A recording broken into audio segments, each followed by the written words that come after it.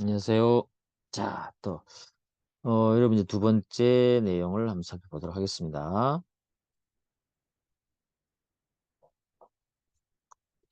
자, 14강 한번 해볼까요, 여러분? 14강에서는, 여러분하고 어떤 걸 할 거냐면, 이 주주 대표 소송 있잖아요. 주주 대표 소송을 다 잘 알고 있잖아요. 그죠? 거기에 대해서 판례가 조금씩 발전하는 모습을 보여주는 또 판례가 나왔어요. 주주 대표 소송 2항에 가보면요. 대표 소송 하려면 어떻게 돼요? 소제기를 해야 되겠죠? 할 때, 서면을 해야 된단 말이죠.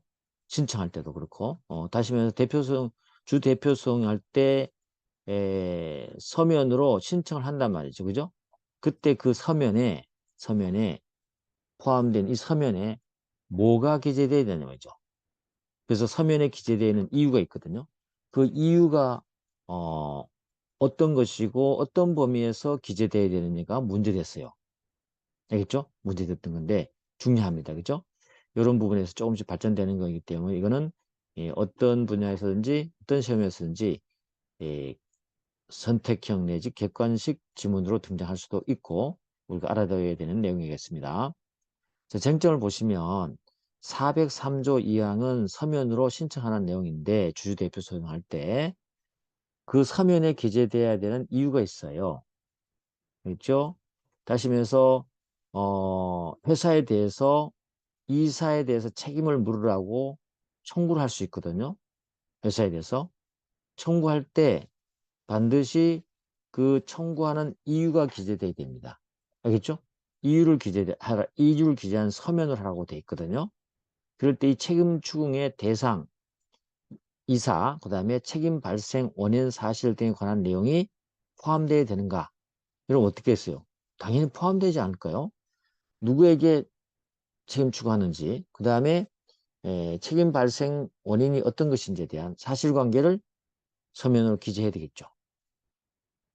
판례는 그렇다고 봤어요. 그런데 서면에 책임 추궁 대상의 이사가 성명이 기재되어 있지 않았어요? 않거나 또는 원인, 발생 원인, 사실이 다소 개략적으로 기재되어 있지만 회사가 서면에 기재 내용, 회사 보유 자료 등을 종합해 보면 성명은 기재되어 있지 않지만 이사가 누군지, 알겠죠? 책임 물어라 하는 이사가 누군지 그 다음에 그 원인 사실이 여러 가지 자료 등을 보니까 구체적으로 특정할 수 있어요. 그럴 때는 알겠죠? 이렇게 기재되지 않고 계략적으로 됐다 하더라도 요건을 충족했다고 봐야 될 건지 판례는 된다고 봤어요. 아시겠죠? 상당히 이제 구체적으로 판례가 조금씩 좀 나오고 있죠. 가본다면 그럼 우리 주주대표소송의 403조 2항은 뭐냐 이거죠.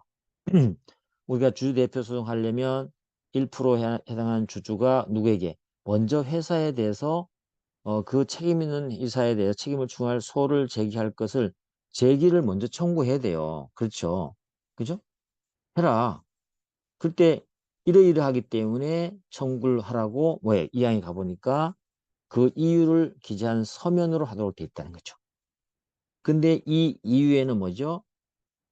책임 추궁해야 될 이사와 그 다음에 책임 추궁에 해당하는 사실관계를 서면에 적시해야 된다는 거예요. 알겠죠? 적시해야 된다는 거죠. 네, 가보겠습니다. 그러면 이제 판결을 어떻게 했냐면 이겁니다. 403조 1항에 이유 기재의 규정 취지를 판례가 얘기를 해주고 있네요. 알겠죠? 이런 거.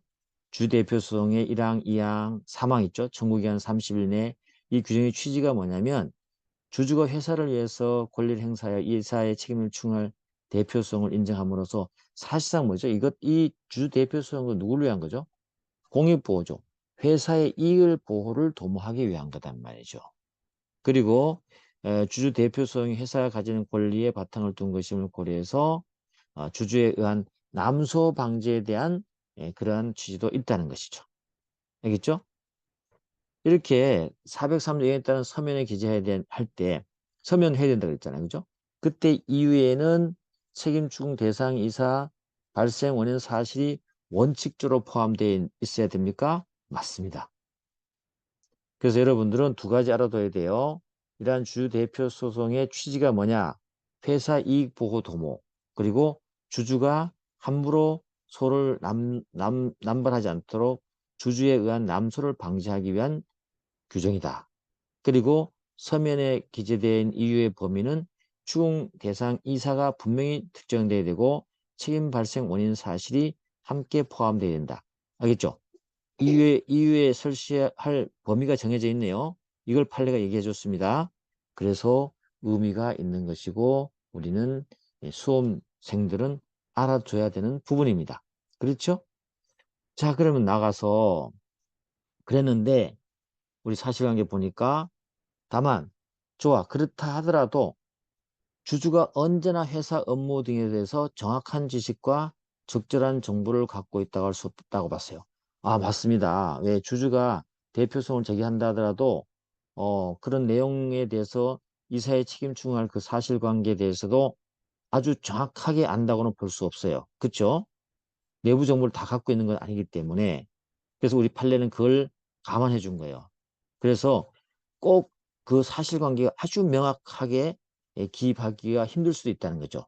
또는 이사의 이름이 또 아주 명확하게 얘기하기 곤란할 수 있는 부분도 있다는 거죠. 그래서 주주가 이사의 성명에 기재되지 않거나 책임 발생 원인 사실이 다소 개략적으로 기재되어 있다 하더라도 회사가 그 서면에 기재된 내용, 이사회 의사록 등 이런 것들을 종합해 보니까 구체적으로 책임충 대상 이사나 책임 발생 원인 사실을 여러 개 사실관계 보니까 구체적으로 특정할 수 있다는 거죠. 이럴 때는 이름이 기재되지 않다 하더라도 그 서면은 어때요? 요건을 충족했다고 보는 거예요.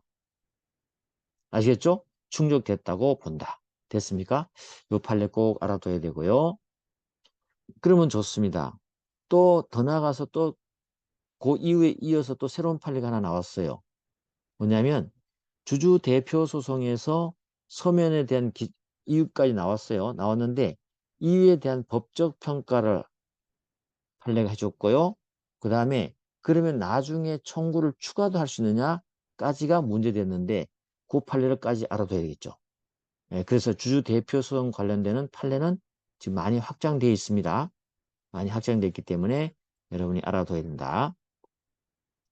자, 가보시면 쟁점은 이렇습니다. 자본금 감소, 여기 또 하나 쟁점이 나와 있어요. 자본금 감소를 위한 주식 소각 절차에 하자가 있고, 이사가 주식 소각 과정에서 법령을 위반해서 회사를 끼친 손해 사실이 인정됩니다. 아, 주식 소각 절차 하자도 있고, 또 이사가 회사에 손해를 끼친 사건이네요. 그러면 이게 두 가지가 문제될 수 있다. 하나, 주식 소각 절차에 대해서는 감자무효 판결이 확정 여부죠. 그죠? 감자무효 판결 문제고. 그 다음에 손해 끼친 부분에 대해서는 399조 1항에 따라서 회사에 대해 손해배상 책임이 문제되는 거죠. 그죠? 그러면 이 두 가지가 연결되어 있다면 감자무효 판결이 확정이 되어야만이 회사에 대해서 손해배상 책임을 지는지가 문제됐어요. 그런데 우리 판례는 별개로 봤습니다. 감자무효 판결이 있든 없든 관계없이 일단 회사에 대해서 손해배상 책임이 발생하면 책임져야 된다는 것이 판례 입장이야. 됐죠? 또 그다음에 그 아까 말했던 서면에 기재된 이유에 책임충 대상이사 발생원사의 내용이 포함되어 있는 이건 아까 돼야 된다고 했기 때문에 다시 확인한 것이니까 됐고요. 그러면 좋다. 이렇게 서면에 기재되지 않거나 이렇게 계략적이어 있더라도 보유자를 통해서 구체적으로 특정할 수 있으면 된 요건 충족도 보아야 되느냐.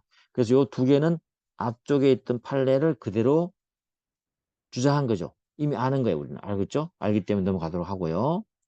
그 다음에 주주가 대표성에 주장한 이사의 손해배상 책임이 서면에 적시된 것과 차이가 있네요. 그런데 위 서면에 책임 발생 원인 사실을 기초로 하면서 법적 평가만 달리한 거야. 그러니까 서면의 책임 원인 사실을 기초로 하는데 법적 평가만 달리한 경우는 대표 소송을 적법하게 봐야 될 건지 우리 판례는 적법하게 봤어요. 그리고 하나 더 나아가서 이제 요 두 가지가 이 판례에서는 이게 판례가 어때요? 발전해 나가는 모습이죠. 추가해 준 거죠. 주주가 대표성 계속 중에 이와 같은 청구가 있다면 그 청구 사유를 추가할 수 있는가? 추가도 가능합니다. 됐죠? 그렇게 발전돼 왔네요. 자, 그래서 뭐 이 관련 조문은 399조 1항 이미 봤던 것이고, 그 다음에 상법 445조는 감자무효이수라고 해서 주식 자본금을 감소하는 가운데 무효 사유가 있으면 주주이사 감사 등이 어때요? 소송을 제기할 수 있는 걸 말하거든요. 그래서 소송을 제기해서 6개월 내 소송을 제기해서 이렇게 판단할 수 있는 부분이고, 그 다음에 상법 403조는 주주 대표 소송에 관한 것이고, 여기도 동일하게 이유 기재 서면에 대한 부분을 방지해 줬죠. 그 다음에 사항은 기간 경과로 인해서 회사에 회복할 수 없는 손해가 생길 때는 어떻게 한다고요? 즉시 소를 제기할 수 있다는 그런 근거 규정입니다. 자, 그걸 근거로 해서 우리가 판례 요지를 한번 정리를 해보면 이렇습니다. 첫 번째, 이사가 임무를 수행하면서 법령을 위반하면 알겠죠? 행위 자체가 회사에 대해서 채무불이에 해당된다고 봤고, 손해가 발생한 이상 무조건 손해배상 책임을 면할 수 없어요. 책임져야 됩니다. 그렇기 때문에 두 번째 결론이 나오게 된 거죠. 판결로지가. 그렇죠. 그래서 자본 감소를 위한 주식 소각 절차에 하자가 있죠. 그래서 주주 등은 자본 감소로 인한 변경 등이 된 날부터 6개월 내 서로서 다툴 수 있단 말이죠.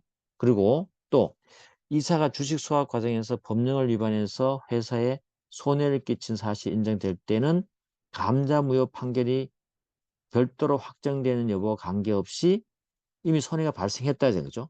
발생하면 그 자체로 책임진다고 했죠, 위에서.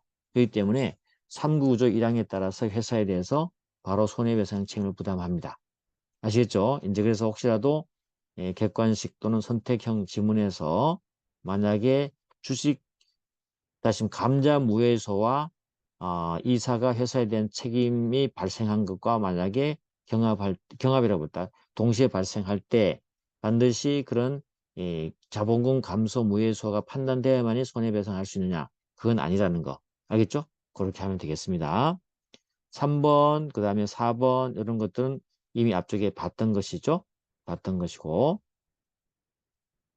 어, 그래서 구체적으로 특정할 수 있으면 가능하다는 것, 이유에 대해서 얘기했고 5번을 봐셔야 돼요. 이제 확대되는 겁니다. 주주가 이 여러 자료를 제출하고 특정하지 않더라도 판단할 수 있는데 아예 서면죠.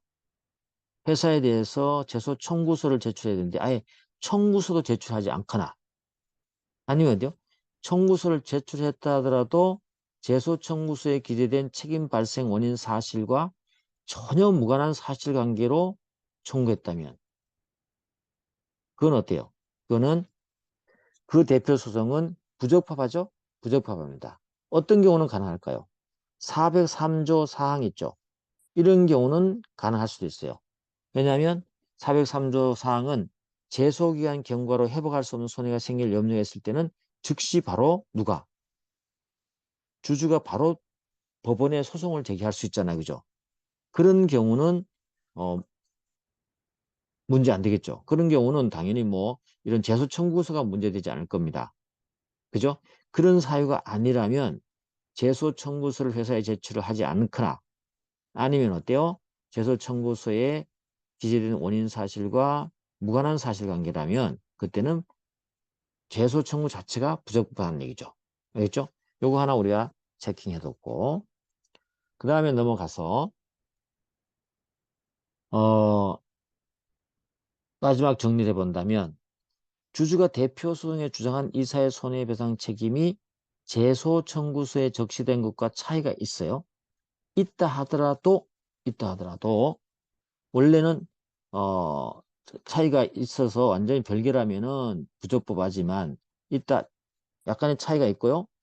이 책임 발생 원인 사실을 기초로 하면서 법적 평가만 달리한 경우도 있다는 거죠. 그러니까 발생 원인 사실은 맞아요. 맞지만 법적 평가를 달리한 정도만 된다면 그거는 우리가 부적법하다고 볼 수 없다고 판례가 얘기 주는 겁니다. 알겠죠? 그렇기 때문에 적법하게 제기된 대표 소송 계속 중에 제소 청구서의 책임 발생 원인 사실을 기초로 하면서 법적 평가문을 달리한 청구를 추가할 수 있습니까? 추가할 수도 있는 거죠. 알겠죠? 그래서 그걸 정정해 줄 수 있다는 얘기죠. 그래서 책임 원인 사실을 기초로 하면서 법적 평가문을 달리한 것에 불과하다면 적법하기 때문에 적법하게 제기된 대표소송 계속 중에 책임 원인 사실을 그걸 바꾸면 안 돼. 책임 발생 원인 사실을 바꾸면 안 돼. 안 되고 그걸 기초로 해서 법적 평가만 이게 뭐 어디 위반되다 어떻게 된다 그죠? 이런 것에 대한 평가만 달리 해서 청구를 추가해서 보완해 줄 수 있냐 이 말이죠. 할 수 있다. 알겠습니까? 주주 대표 소송에서 최근에 나온 이 보완된 판례이기 때문에 여러분이 꼭 기억을 해 두셔야 되겠습니다. 됐죠? 자, 그 다음에 이제 오는 다음에 하도록 하겠습니다. 오늘은 여기까지 하겠습니다. 수고했습니다.